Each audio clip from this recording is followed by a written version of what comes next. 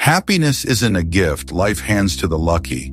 It's a challenge, a decision, a discipline. It's something you wake up and fight for, especially when everything around you tells you not to.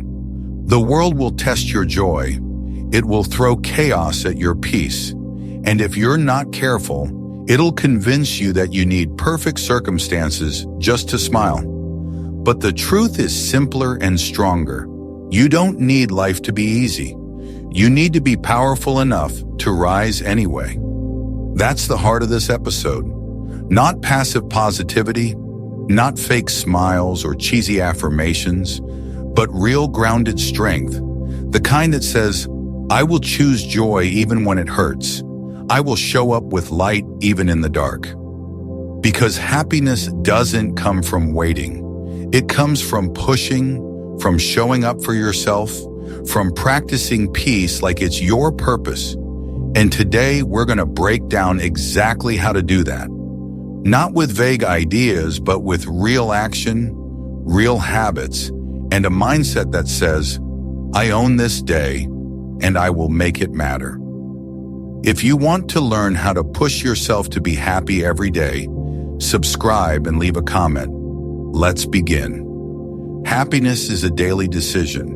Most people wait for happiness like it's weather, like it'll suddenly show up when everything feels perfect. When the job is less stressful, the bills are paid, the body looks better, the people around them behave exactly how they want. But if that's your strategy, you're setting yourself up for disappointment because real life is messy, unpredictable, and sometimes brutally unfair. The truth is, joy doesn't appear out of nowhere. It's not a mood that visits, it's a choice you make every single day. Some mornings you'll wake up and it will be easy. The sun's out, things are going your way and you feel light. But other days you'll feel heavy for no reason. Tired, overwhelmed. Maybe you didn't sleep well. Maybe you're just emotionally drained. And it's in those moments that your decision matters most. Will you give in to the weight? Or will you rise, not because you feel like it, but because you've trained yourself to? That's the difference between people who drift and people who lead their own lives. One group reacts, the other group responds intentionally.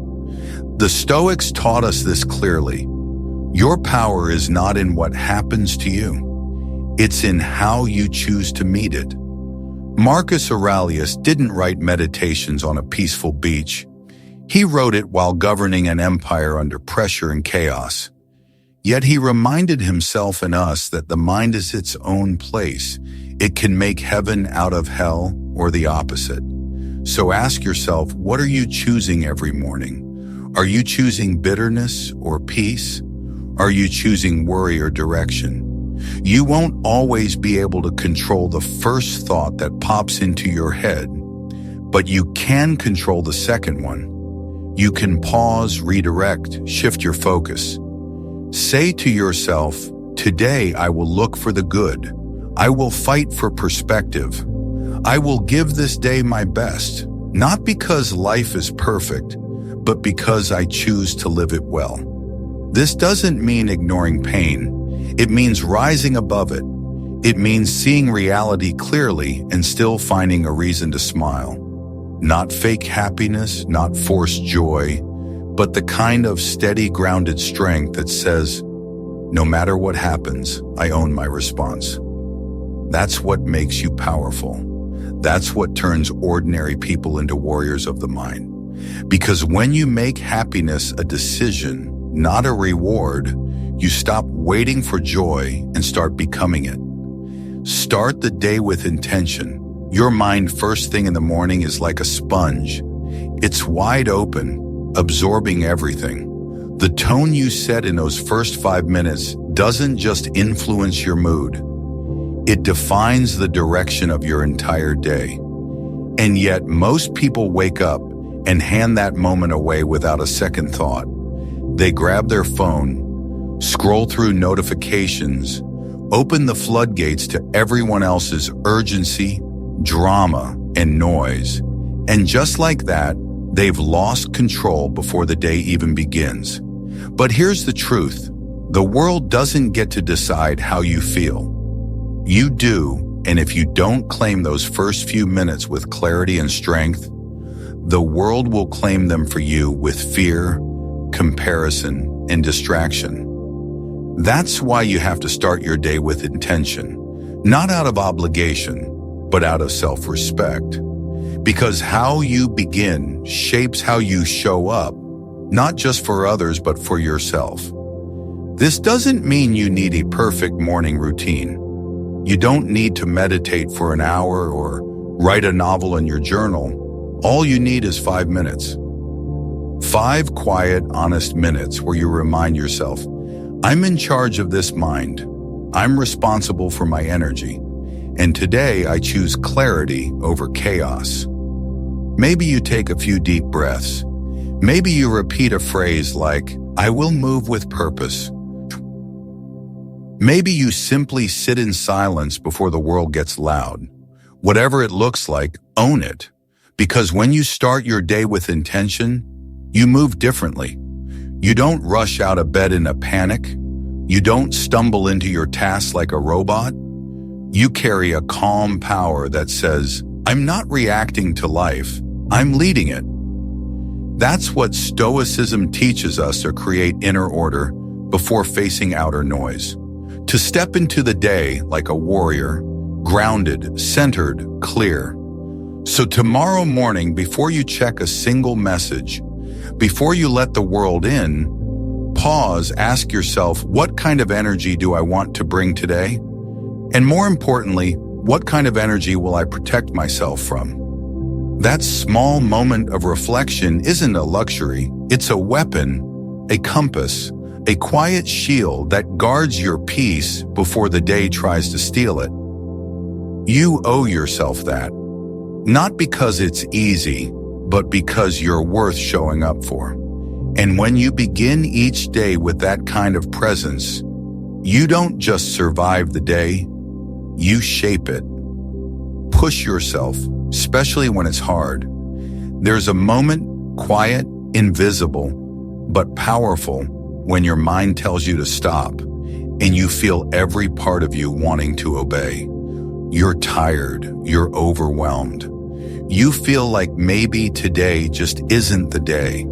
And right there, in that exact moment, you face a choice. It's not dramatic. It doesn't look like a scene from a movie, but it's real and it matters because this is where your future is built. Not in the days when everything feels aligned.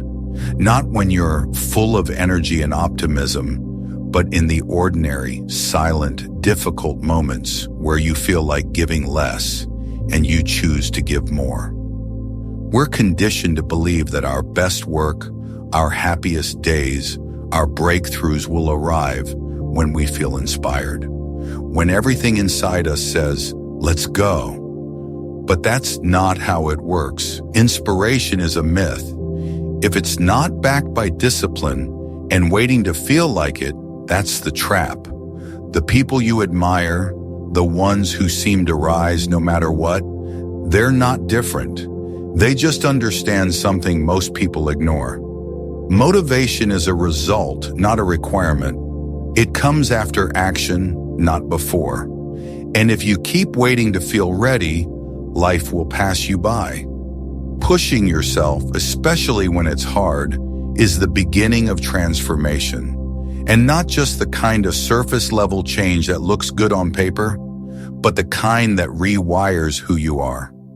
Every time you do the thing you didn't feel like doing, every time you get up, take the step, show up fully, you send a message to your brain. I am not controlled by emotion. I am not defined by how I feel.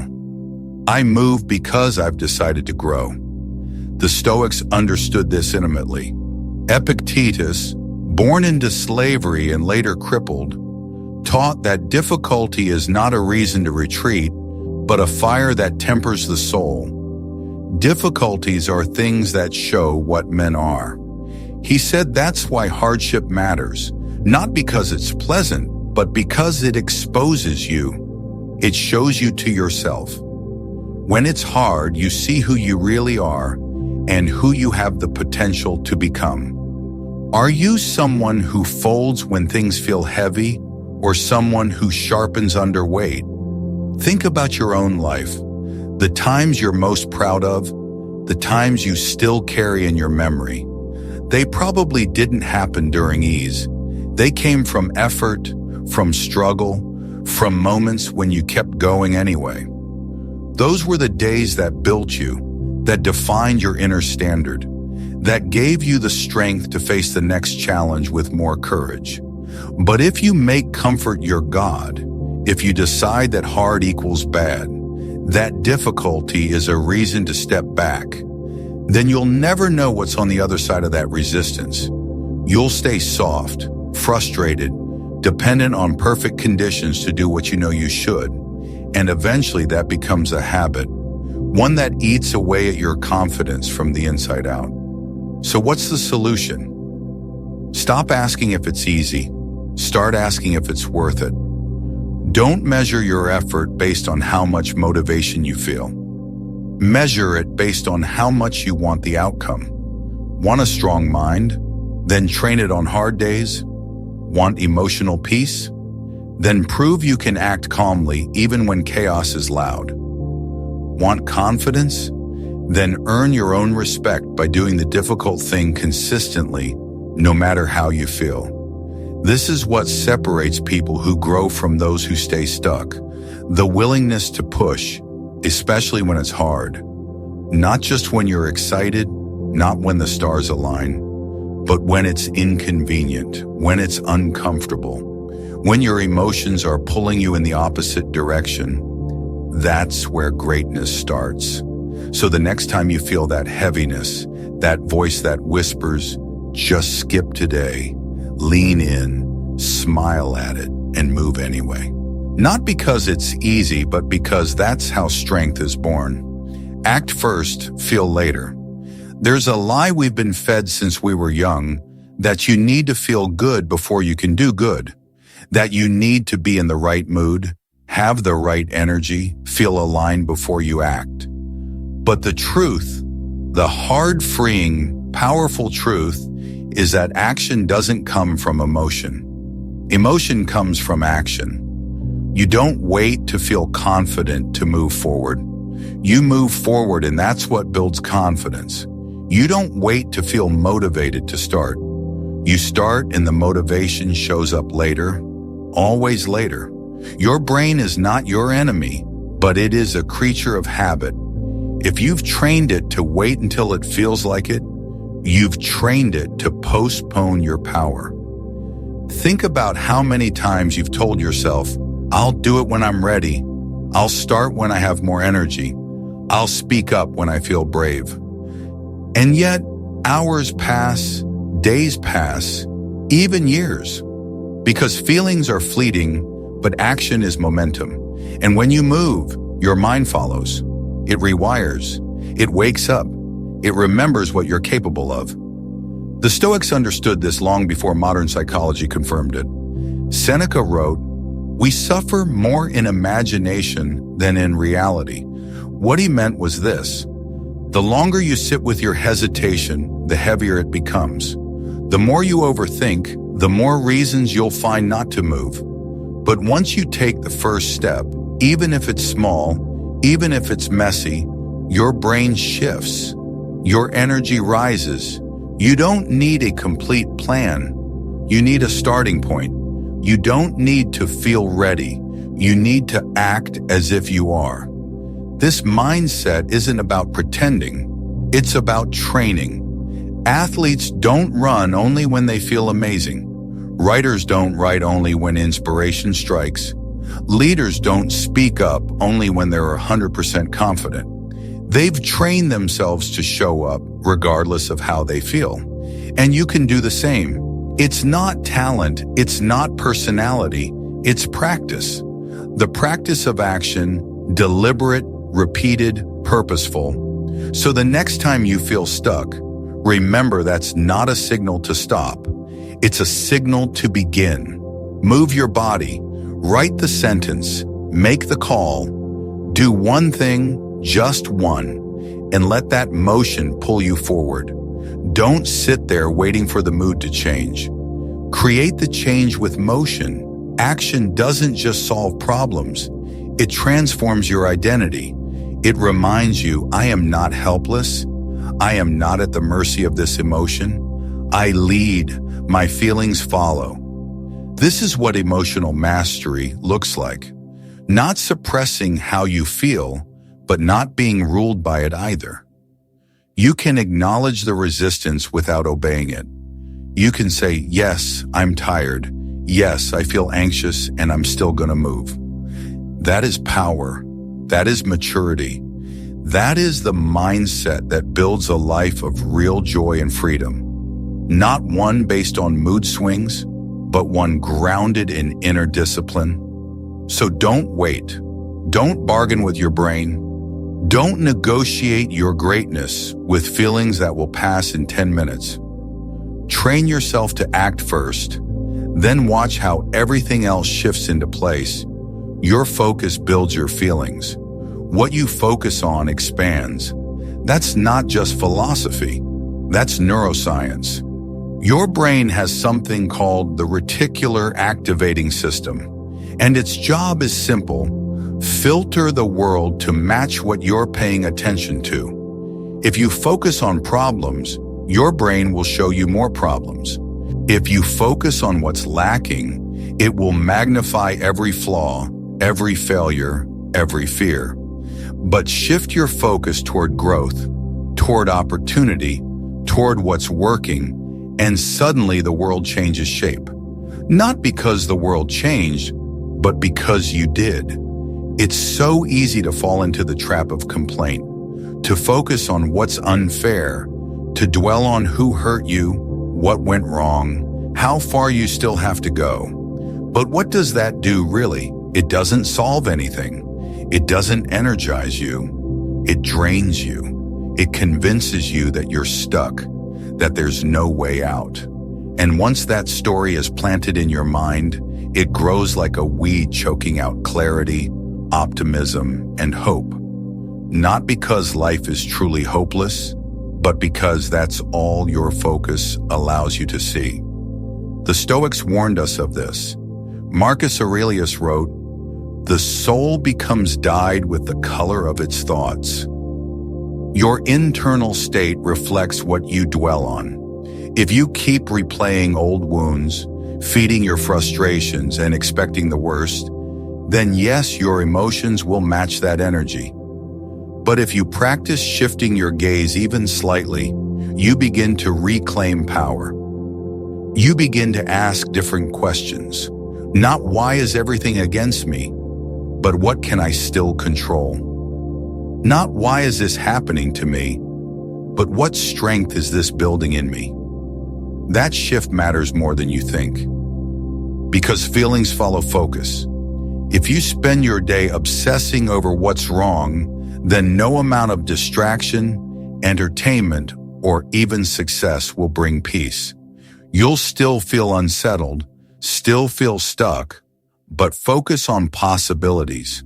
Focus on what's within your reach, what you're grateful for, what you're building, and watch how your energy shifts. You don't need a perfect life to feel good. You need a better lens. This is where happiness becomes a skill, not just a feeling. It's the ability to redirect your mind when it spirals, to catch yourself when you start feeding the wrong fire, to say, yes, there's difficulty, but I choose not to make that my identity. That choice made again and again creates resilience. It builds emotional flexibility. It gives you the space to rise even when your situation hasn't improved yet. So the question becomes, what are you magnifying right now? What do you keep feeding with your attention? Is it helping you grow or keeping you afraid? Is it pulling you closer to the life you want or anchoring you in the past you're trying to escape? You always have the power to shift your focus. Not once, not perfectly, but consistently. And every time you do, you train your mind to serve you, not sabotage you. Remember, your attention is the currency of your life. Spend it on what strengthens you, not what weakens you. Because where focus goes, emotion follows. And if you want to feel stronger, calmer, more empowered, it begins with what you choose to see. Feed your mind like you feed your body. If someone told you they haven't eaten in days, you'd worry for their health. You'd tell them they need fuel, that the body can't function without nourishment. But here's a strange thing. Most people understand that truth physically and completely ignore it mentally. They feed their bodies 3 times a day but starve their minds for months. Worse, they don't just starve them. They pollute them with endless scrolling, with drama, with shallow content that doesn't uplift, doesn't challenge, doesn't inspire. And then they wonder why they feel stuck, drained, or numb. What you consume mentally matters just as much, if not more, than what you eat.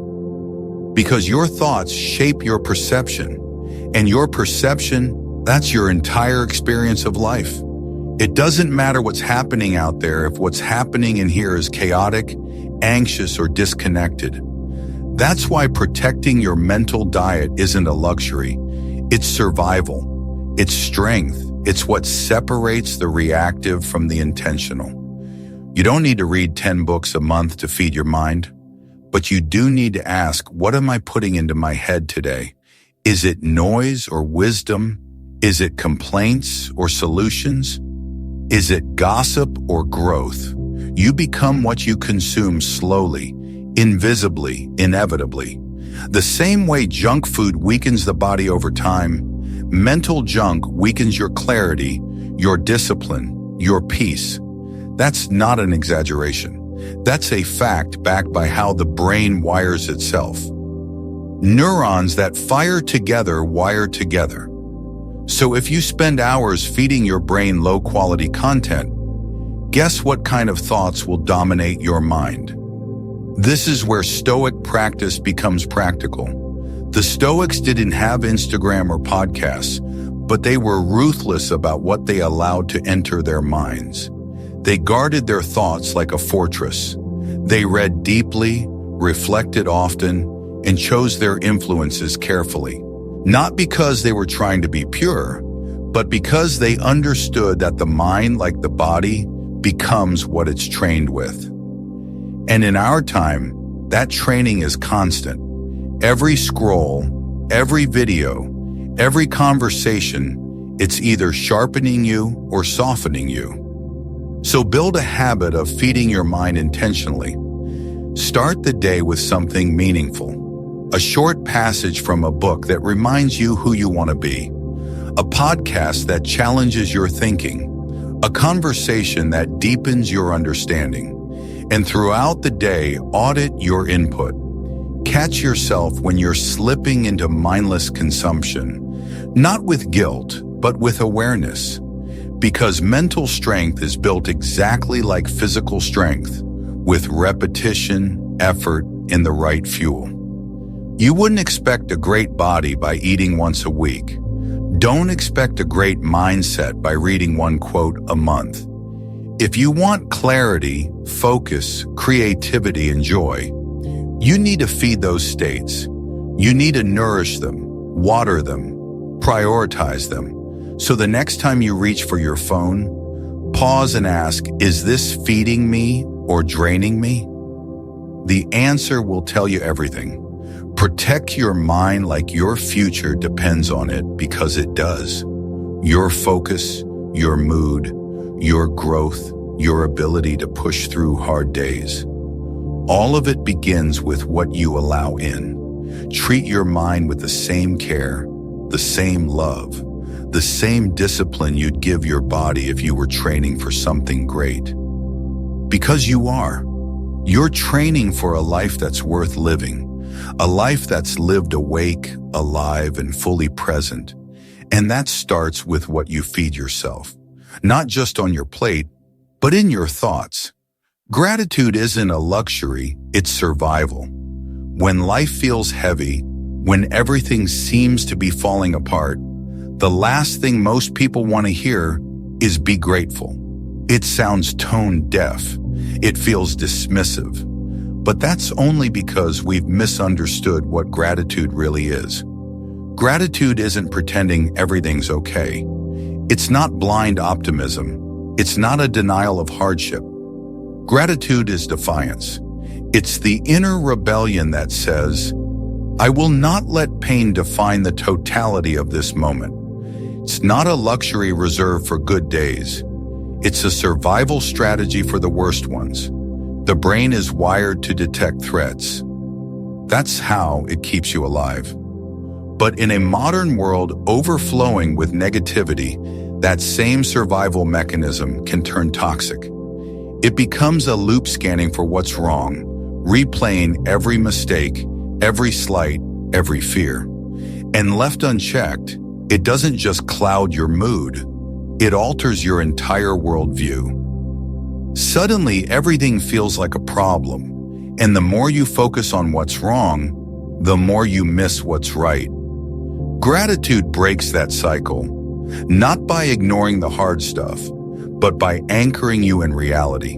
Because no matter how difficult life gets, there is always something, however small, that remains untouched.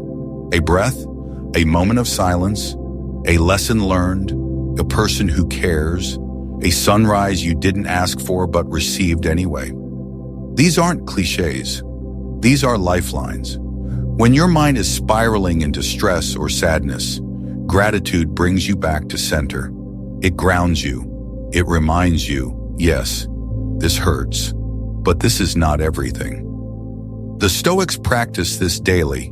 They reflected on what could be lost, not to feel depressed, but to remember what matters. Seneca would write about death and misfortune, not to scare himself, but to sharpen his appreciation for what he still had. That's the essence of gratitude. It's not just noticing the good. It's realizing the fragility of it and choosing again and again not to take it for granted. You don't need a journal to practice gratitude, although that helps. You just need presence, a willingness to pause in the middle of your mental chaos and ask, what is still beautiful right now? It could be the strength you're building by enduring this pain. It could be the fact that despite everything, you're still trying, still waking up, still breathing, still showing up for life, even when it doesn't show up the way you wanted. That's not weakness, that's resilience. That's how you reclaim emotional balance when everything feels off. Because gratitude doesn't erase pain. It gives you the strength to carry it. It widens your perspective so the hurt doesn't swallow the whole day. It lets you feel fully without drowning. And here's the hidden truth. People who practice gratitude regularly don't do it because their lives are easier. They do it because they've learned how to navigate the hard days better. They've trained themselves to see light even when darkness is louder. And in doing so, they've built an inner stability that no external circumstance can steal. So when life gets loud, when everything in you wants to spiral, pause, look around, look within, and name just one thing you're thankful for, one thing that still works, one thing that still matters. Say it out loud. Let it interrupt the noise. And if you do that enough, your nervous system starts to relax. Your thoughts soften and you remember even here, even now, you still have access to peace. Because gratitude isn't just a feel-good practice. It's a form of mental armor. And in a world that's constantly pushing you to focus on what's missing, gratitude is how you fight back. Your habits shape your emotions. Most people think their mood is something that just happens to them, like the weather. Some days it's good, some days it's bad, and they have no idea why. But the truth is far simpler and far more powerful. Your emotions don't come out of nowhere. They're shaped daily by the things you do, the routines you follow, the signals you send to your brain moment by moment. Your habits aren't just about productivity. They're the foundation of how you feel. That's why when your habits fall apart, your emotional state often does too. You don't need some complex 10-step ritual to feel better. You need basics, the kind of basics most people overlook. Are you drinking enough water? Are you moving your body every day, even just a little? Are you getting sunlight? Stepping outside, breathing deeply. It sounds almost too simple, but that's the point. These small actions are powerful signals to your nervous system. They tell your brain, I'm safe, I'm engaged, I'm alive. And when you ignore them, your body doesn't just get tired. Your mind starts to shut down too. Think about it. When you skip meals, overconsume caffeine, sleep inconsistently, or stare at your phone for hours without rest, what happens? You don't just feel physically worse. You start to feel emotionally unstable. You're more reactive, less patient, more negative. You feel disconnected from yourself. And then you blame it on your job, your relationships, your circumstances, when really it's your daily choices that are whispering in the background, shaping your entire internal world. This is where true emotional intelligence begins, not with big breakthroughs, but with consistency. The Stoics understood this. They lived with discipline not because they were obsessed with control, but because they knew the body and mind are deeply connected. A calm, ordered life leads to a calm, ordered mind, and an undisciplined body often leads to chaotic thoughts and unpredictable emotions. So instead of trying to fix your mood when you're down, go back to the basics. Ask yourself, did I move today? Did I fuel myself with something nourishing? Did I take even 5 minutes away from screens to breathe and reflect? These aren't minor details, they're emotional anchors. They are how you stabilize yourself in a storm, not by thinking your way out, but by acting your way back into alignment. If this video is helping you, leave a comment sharing your experience. Subscribe so you don't miss the next lessons on building daily happiness. Build a few simple habits and repeat them daily, especially when you don't feel like it. That's when they matter the most. A 5-minute stretch in the morning, a short walk after lunch, a glass of water before coffee, 1 minute of silence before bed. These things seem small, but over time they create emotional steadiness. Not perfection, not permanent bliss, but balance. The kind that keeps you grounded when life throws you off. And here's what's beautiful. The more you honor these habits, the less effort they require. They become automatic. And when your habits support your emotional health, you don't need to rely on willpower just to feel okay. You're carried by your own system. That's what real freedom feels like when you've designed your life to support your strength. So don't wait for your emotions to fix themselves.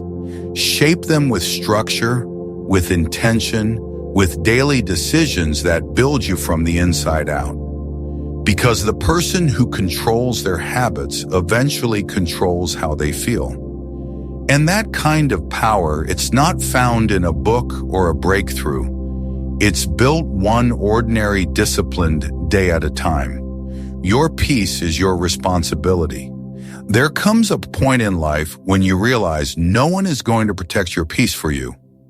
Not your friends, not your boss, not your partner, not even your family. People will push, pull, demand, drain. Not because they're evil, but because they're human. And if you're not careful, you'll end up handing over your inner calm to anyone who raises their voice, sends a passive-aggressive message, or decides to make their chaos your burden. That's why peace, real lasting peace, can never be outsourced. It's your responsibility completely. Most people treat peace like a reward, something they'll feel when everything settles down, when the drama ends, when people behave, when life gets easier. But that day doesn't come because life doesn't settle down. It's constantly moving. New challenges rise, new tensions appear. And if you're always waiting for peace to be given, you'll spend your whole life reacting to everyone else's storms. The Stoics didn't live peaceful lives in the external sense. They lived during wars, under persecution, facing exile, loss, and betrayal. But they practiced peace like a discipline, an internal fortress built through perspective, boundaries, and relentless clarity about what mattered. Epictetus, who had every reason to be bitter, taught that no one can disturb your peace unless you grant them access. And that's the truth. Modern life still refuses to teach us. You don't get peace by running away from chaos. You get peace by building it within chaos. That means learning to say no, not as an act of aggression, but as an act of self-respect.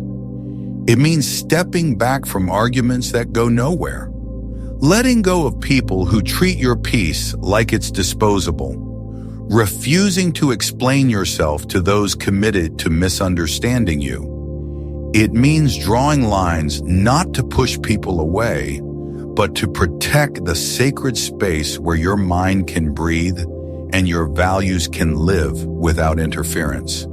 And yes, it's hard because you will be judged. You'll be told you're cold, selfish, distant. But you have to ask, who's saying that? And do they benefit from your boundaries disappearing? Real peace often offends those who profit from your people-pleasing. But that's not your burden. Your job is not to make everyone comfortable. Your job is to be rooted, clear, whole, so that when life shakes, you don't crumble with it. This is emotional adulthood, realizing that no one is coming to rescue your peace. No one will build the silence you need to think clearly or the space you need to grow. You have to carve that out yourself every day. And the more you protect it, the more you realize that your peace isn't passive. It's power. It sharpens your focus, strengthens your decisions. It gives you the space to respond instead of react, to create instead of collapse, to live, not just survive. So ask yourself, where are you leaking energy? Who or what has too much access to your attention, your thoughts, your emotions? What habits pull you into noise instead of grounding you in clarity? You don't need to control everything around you to feel peaceful. You just need to control what you allow in. And the moment you take full responsibility for your peace without excuses, without blame, is the moment you start living on your own terms. Calm, centered, unshakable. Train your brain to think better. Most people assume that their thoughts are just there, automatic, random, fixed. They think whatever pops into their mind is simply the truth. But here's what the Stoics and modern neuroscience agree on. Your brain is trainable. Thought is not destiny, it's habit. And like any habit, it can be shaped, sharpened, upgraded. The problem, most people never question their thinking. They believe every fear, every judgment, every negative story their mind throws at them without asking, is this even real? Is this helping me? We live in a world that trains us to overthink, not to think clearly, to ruminate instead of reflect, to catastrophize instead of analyze. That's not intelligence. That's mental chaos. If you want to live with peace, with strength, with clarity, you have to rewire the way your brain responds to life. That doesn't mean you'll never feel fear or doubt or anger, but it means those emotions won't drive the car anymore. You will. Let's be clear. Your brain is a survival machine. It's constantly scanning for threats. That's useful in emergencies, but in daily life, it means your default settings are tuned to negativity. You notice what's missing, what's wrong, what could go badly. And if you don't interrupt that loop, you'll live in a state of quiet panic even when nothing's actually wrong. That's why mental training isn't optional. It's the only way to regain control. The Stoics were masters of this. They practiced premeditatio malorum, visualizing worst-case scenarios not to create fear, but to prepare their minds to build resilience through reason. Marcus Aurelius wrote constantly to himself, not just as therapy but as discipline, to catch unhelpful thoughts and replace them with stronger ones. That's what you need to start doing every single day. Catch the thought, question it, replace it. Here's how it looks in practice. You think, I'm not good enough. Stop. Ask, where's the evidence? Would I speak to someone I love this way? What's a more useful thought I can choose right now? It doesn't have to be fake positivity, just honesty with strength. Something like, I've failed before, but I've also grown. I can handle what's in front of me. That shift may feel small, but done consistently, it rewires your emotional baseline. You don't have to believe every story your mind tells you. You can write a new one. That's what mental fitness really is. It's not just about having big ideas. It's about building strong filters, knowing what to keep and what to throw out, knowing when to step back and say, no, I don't have to think like this just because it's familiar. Because familiar isn't always right. It's just rehearsed. And if you want to change your life, you have to stop rehearsing weakness. You have to stop strengthening self-doubt by repeating it without resistance. The same way your body changes with exercise, your brain changes with conscious repetition. So choose thoughts that build you, that challenge you, that remind you of your values, your vision, your strength. Every thought is a seed. If you plant bitterness, don't be surprised when anger grows. If you plant fear, expect paralysis. But if you plant clarity, discipline, and courage, that becomes your new reality, slowly, quietly, powerfully. So starting today, stop being passive with your mind. Train it, shape it, teach it to think in ways that serve your peace, not steal it. That's how you become emotionally untouchable, not by avoiding hard feelings, but by becoming stronger than the thoughts that try to break you. Don't chase the feeling, build the habit. There's a dangerous idea floating through the self-help world that you need to feel inspired to act. That motivation is the spark you wait for, and once it arrives, you'll suddenly leap into action with clarity and drive. But ask anyone who's actually built something meaningful, a business, a body, a mindset, a life, and they'll tell you that spark, it's rare. It doesn't show up on schedule. And if you wait for it, you'll waste your life standing still. The people who get things done, the ones who grow through setbacks, who build momentum day by day, they've stopped chasing the feeling. They've started building the habit. They understand that feelings are unpredictable. One morning you're energized and the next you're in a fog. 1 hour you're optimistic and the next doubt creeps in. If you base your actions on that unstable ground, you'll never build consistency. But if you create systems, habits that run regardless of emotion, that's where your power begins. It's easy to romanticize progress, to think you'll wake up one day with endless energy, with all the answers and everything will click. But in reality, progress is built through repetition, through systems, through routines that don't ask how you feel. They just ask if you showed up. A runner doesn't lace up because it feels good every time. They do it because the habit has become part of their identity. A writer doesn't sit down to work because the muse visits daily. They write because they've learned to begin without permission from their emotions. The Stoics knew this long before modern habit science did. Epictetus said, "First say to yourself what you would be, and then do what you have to do." He wasn't talking about waiting for inspiration.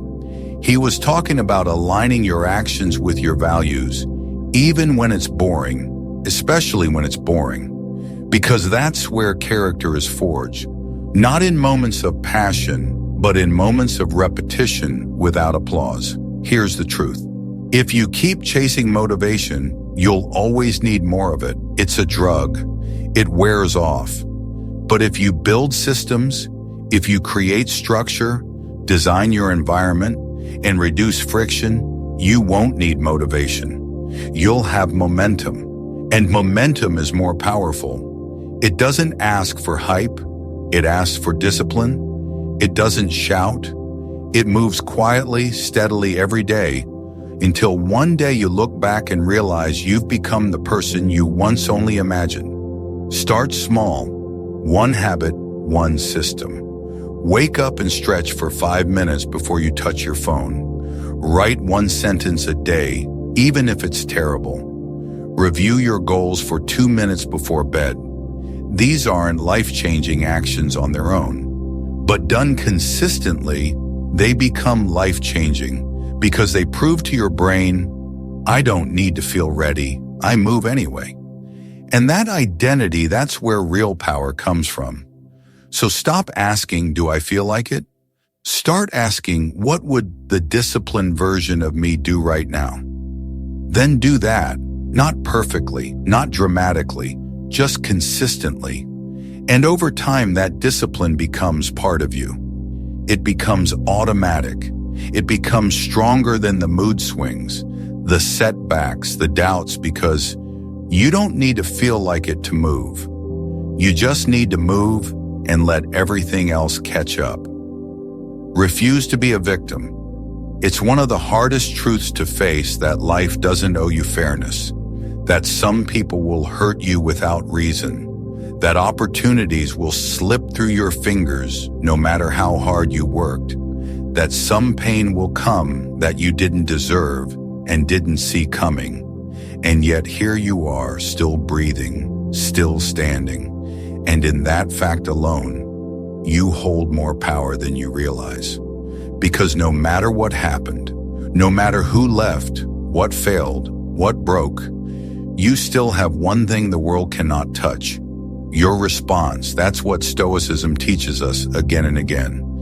That while the world may take much from you, it cannot take your ability to choose how you meet it. But victimhood, it steals that choice.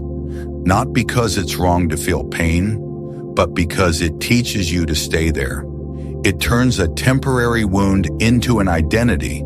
It convinces you that because you were hurt, you are now helpless. That's the trap.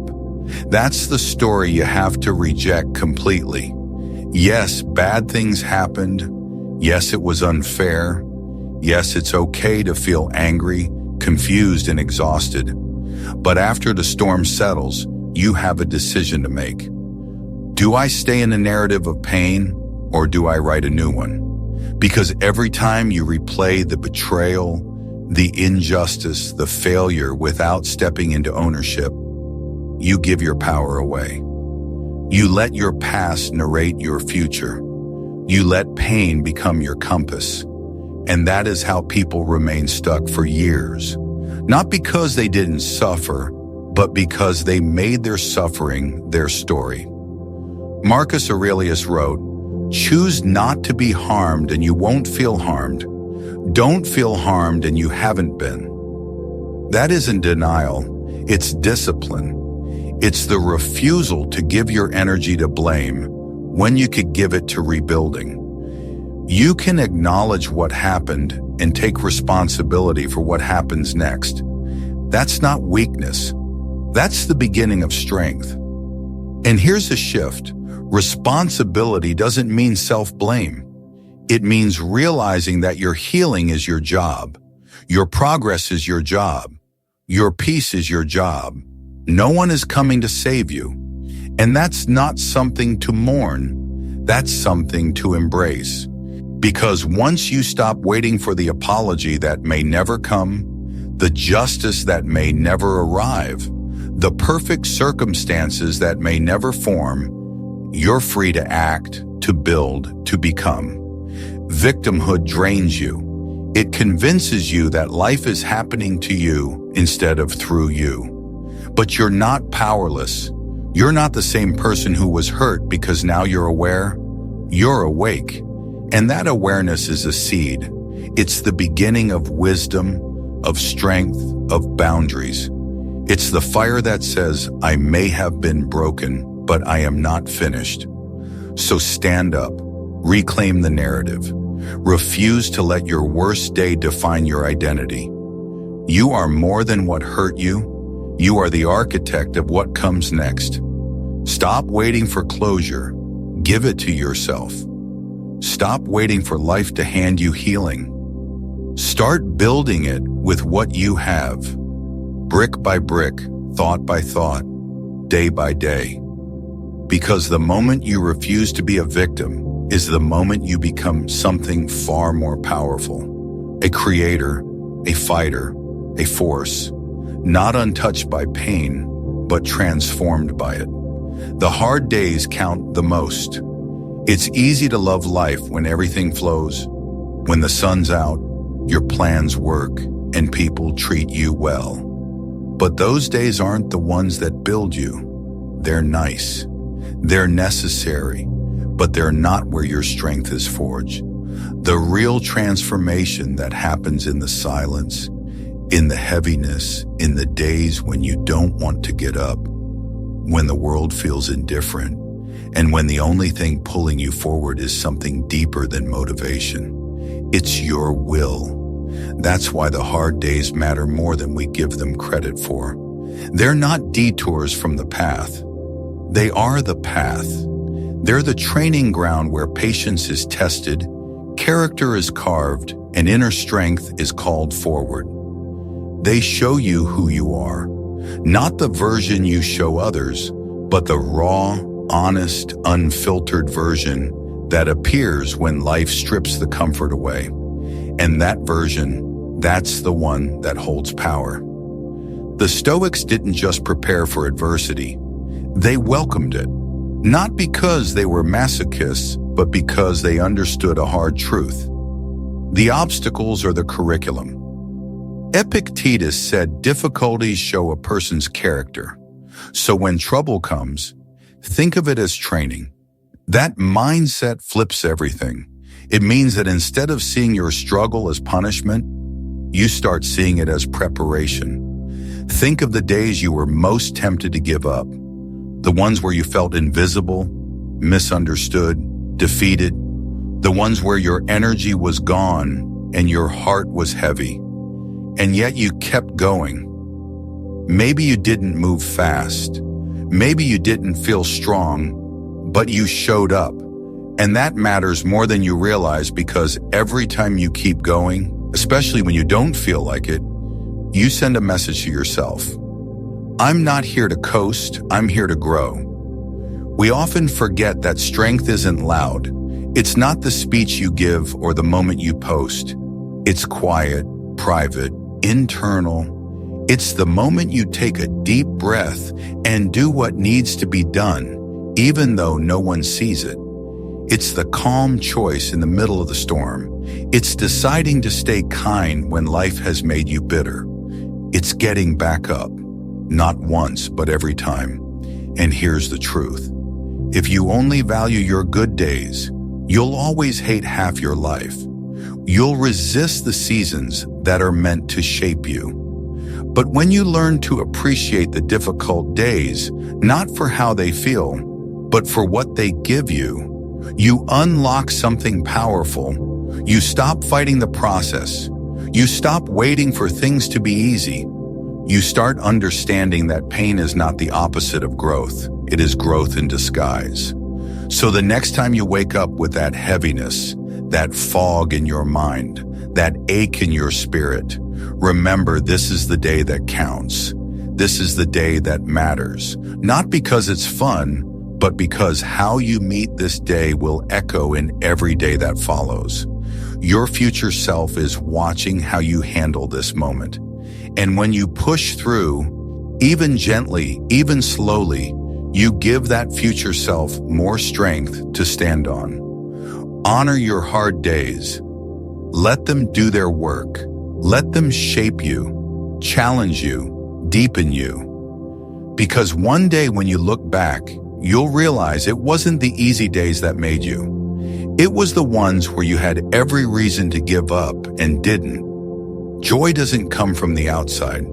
There's a subtle lie that creeps into our minds, not all at once, but through repetition, it whispers.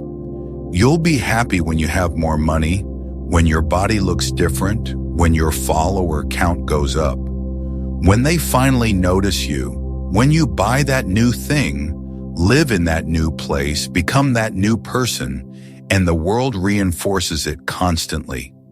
Advertisements, social media, culture, it all tells you joy is somewhere out there. But the truth is quieter, simpler, uncomfortable even. Joy doesn't come from outside. It grows from within. And if you can't access it now in this moment with what you already have, you won't find it by adding more. External things can bring pleasure. Sure, they can bring comfort, even excitement, but that's not the same as joy. Pleasure is fleeting. It fades as quickly as it arrives. But joy, real, grounded, sustainable joy, is a state of alignment.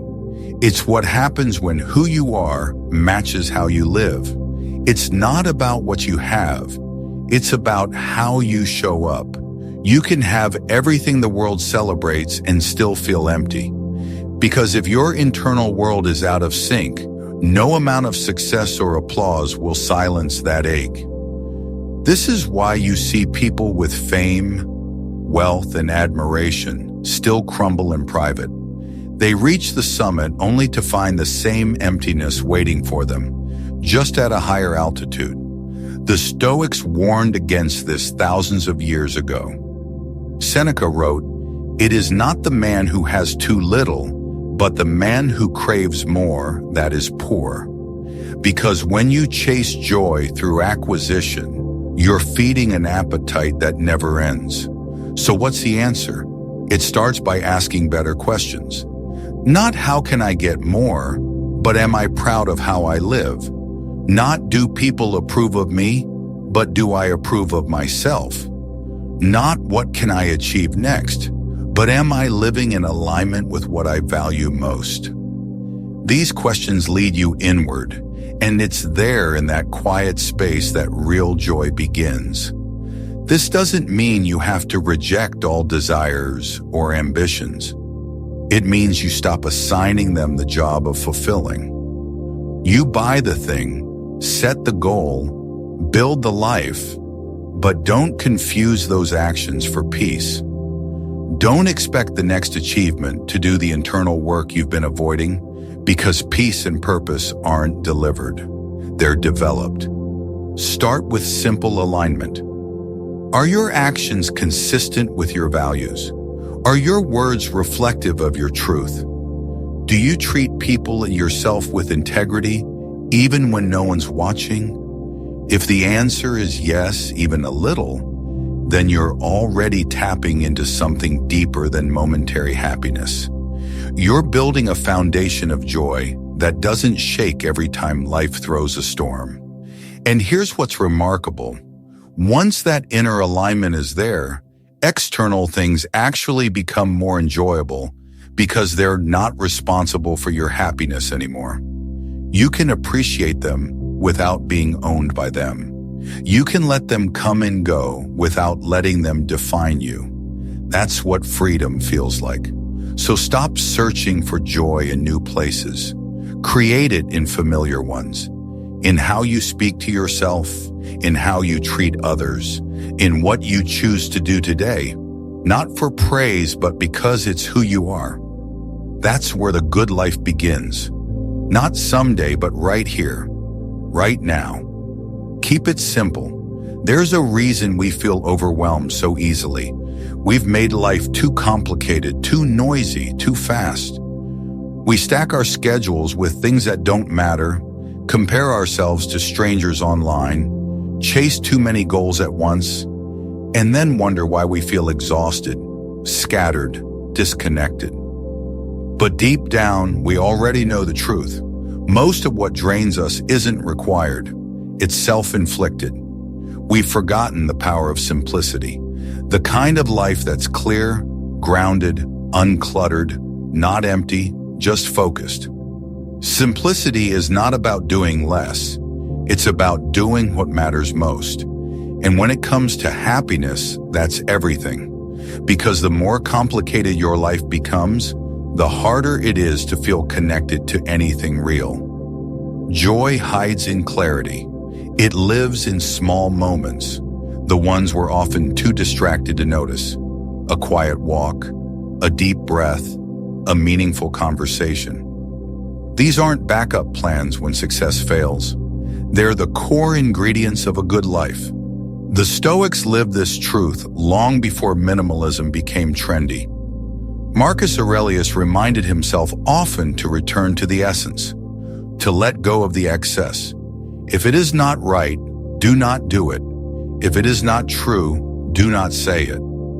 That's simplicity in action, not just in your calendar or your closet, but in your character. To live simply is to live with intention, to strip away the unnecessary and make space for peace, because peace needs space and clutter.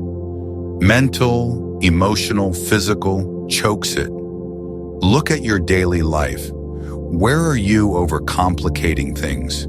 Are you filling your time with obligations that don't align with your values? Are you holding on to relationships that feel heavy out of guilt or fear?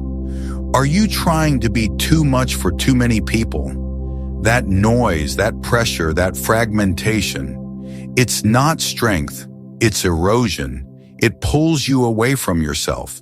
And the further you drift from simplicity, the more fragile your joy becomes. But when you simplify, everything changes. You stop reacting to every demand. You stop rushing to prove something. You create a rhythm, a space where your nervous system can relax, where your mind can breathe. Simplicity doesn't mean doing nothing. It means doing what actually counts. What feeds your spirit, not just your calendar. So what does that look like in practice? It means saying no more often, kindly but firmly. It means unplugging when you're full. It means stopping to enjoy your coffee instead of scrolling while drinking it. It means prioritizing real connections over endless networking. It means letting go of tasks that impress others but exhaust you.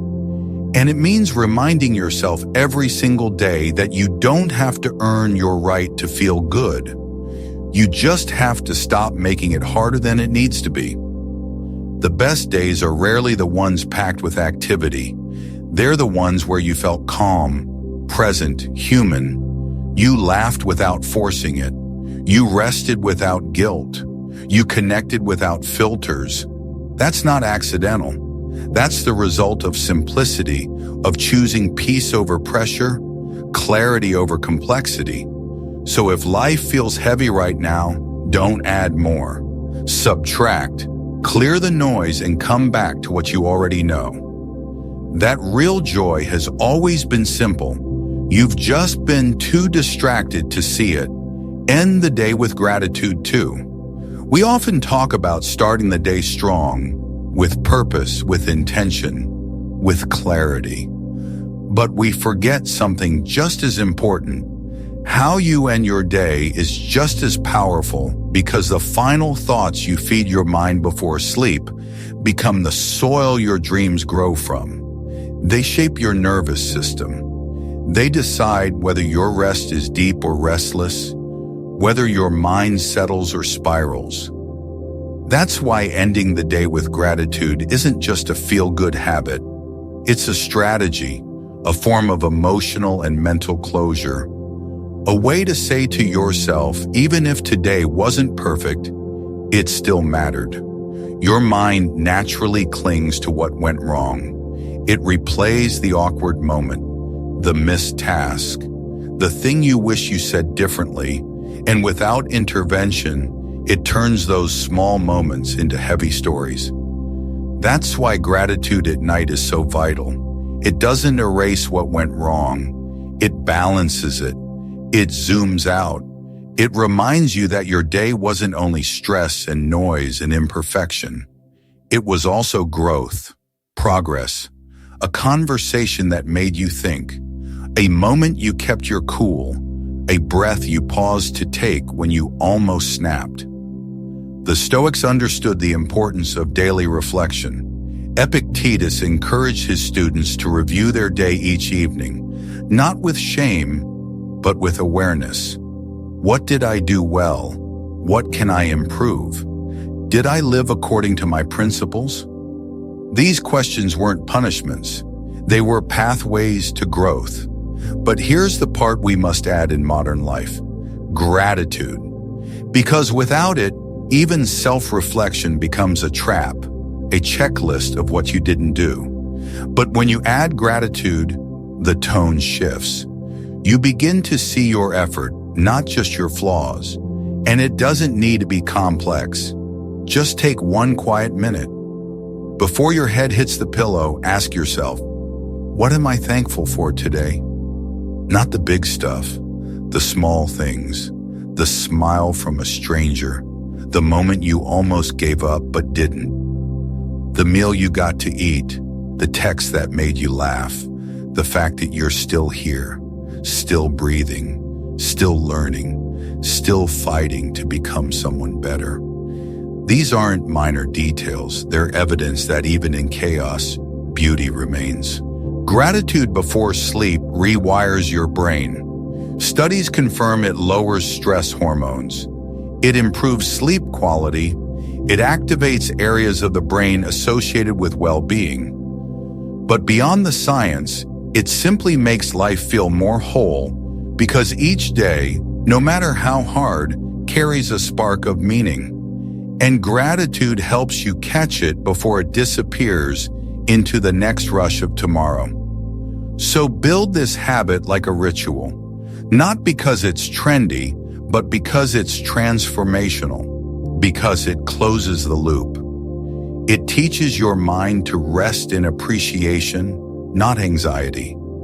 It gives your heart a reason to soften even when the day felt sharp.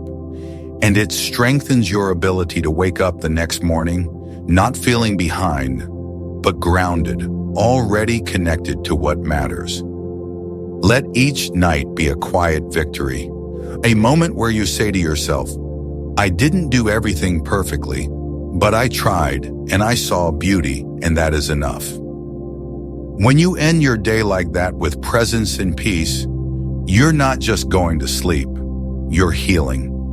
You're growing. And most importantly, you're remembering what truly makes a life worth living. Happiness isn't a mystery. It's a practice, a daily quiet rebellion against chaos, distraction, and the temptation to wait for life to be perfect before you allow yourself to feel joy. It doesn't require wealth. It doesn't demand applause. It's not the result of having everything figured out.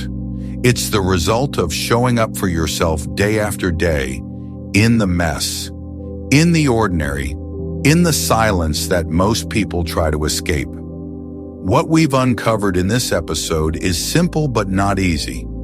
Your happiness isn't out there waiting to be found. It's being built right now in how you think, how you move, how you respond, how you treat yourself when no one's watching. It's in the way you start your morning with intention and end your night with gratitude. It's in the habits you choose, the boundaries you enforce, and the thoughts you train. Happiness, real happiness, is forged through repetition, not luck. And maybe that's the most empowering truth of all. You don't need to chase some distant version of life to feel better. You just need to take responsibility for how you live this day. Because when you show up with discipline, with presence, with courage, you begin to experience a kind of joy that doesn't depend on what happens around you. It comes from who you've chosen to become. So if you're tired of waiting, of hoping that someday you'll finally feel whole, let this be your call to action. Don't chase the feeling. Build the system, build the structure, build the mindset, and watch how slowly but surely your life starts to shift. Not because it got easier, but because you got stronger.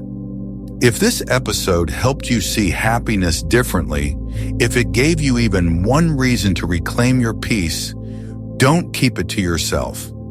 Share it with someone who needs it. Leave a comment. Subscribe. Keep this message alive because a world doesn't need more noise. It needs more people who are quietly, powerfully choosing joy, even when it's hard. And if that's you, then you're already winning.